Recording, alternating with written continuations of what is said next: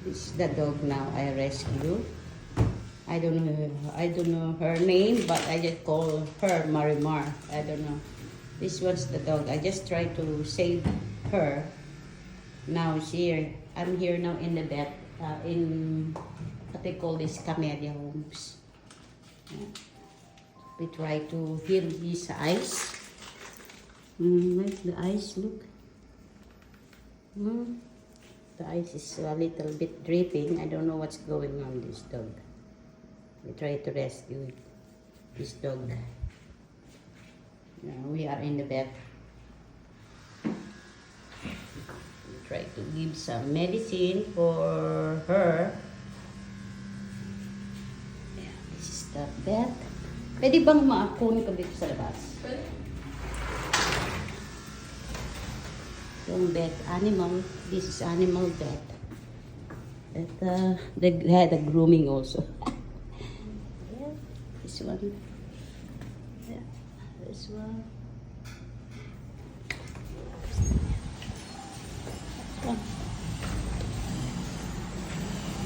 Yeah.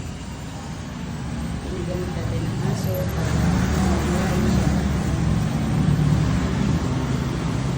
Ito sa amin sa Camellia. Grooming cat dog.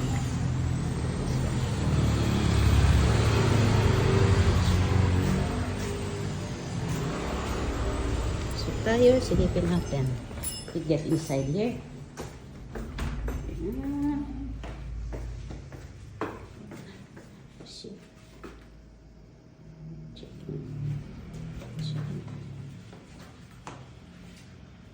Bale po ma'am, may ituturo po tayo sa kanya, which is ivermectin. Ayun po kasi gagawin po natin yung 4 sessions.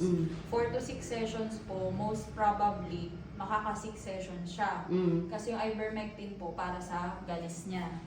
Tapos bukod po sa mga oral na medications, yun din po yung gagawin nating maintenance para mabilis po gumaling yung galis niya. Ayun. Tapos, how long naman bago ma-clear yung galis po kasi usually makakita na po kayo ng improvement niya a week after ng 2 weeks, 2 to 3 weeks. Ayun. Okay. Para pagbalik niyo po dito after 2 weeks po ulit, makikita natin yung improvement. Okay. Ayun. Alright. Na-try niyo na rin po ba siyang liguan? Naliguan ko siya. Naliguan. Cacao shampoo.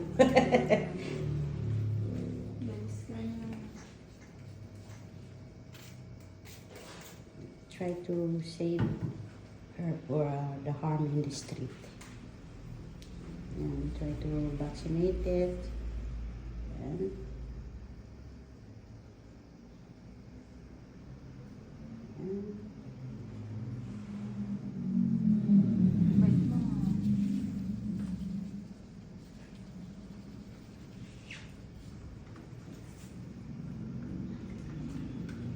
to stop itching this dog because they have lots of skin disease. There, his bum. Her bum. Look. Yeah, come on. Don't worry. Don't worry. Resetahan ko po muna siya ma'am. Pwede pa inumin ba siya ng gamot nga? Hindi ako marunong magpainom sa kanya. Papakita po namin sa inyo ma'am kung paano po. May anti-rabies na siya? Yun nga po ma'am, yung sinabi ko po sa inyo, since nagkakamot po kasi sobra yung aso nyo, sabi nyo po, so kapag pinahunahan po kasi natin siya ngayon, ayan, kita naman po natin, hindi siya completely healthy.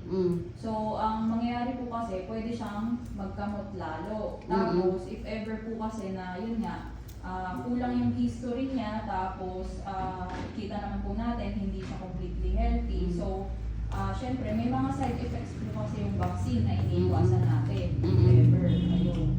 So, after 1 week, reassess po natin. Another stray dogs na pinapakain ni tita.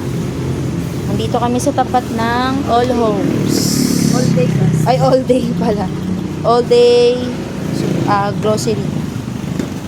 Ayan, nakakita si tita ng dalawang mga asong gala. Ayan, papakainin ni tita. Yun na lang, dog food.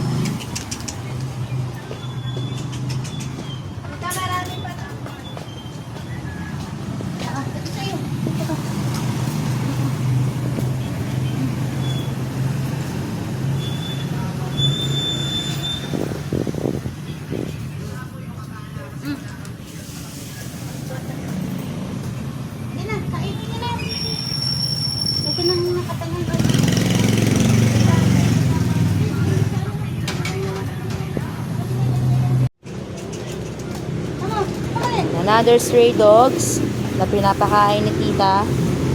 Nandito kami sa tapat ng All Homes. All day class. Ay, all day pala. All day grocery. Ayan, nakakita si tita ng dalawang mga asong gala. Ayan, papakainin ni tita. Yun na lang dog food.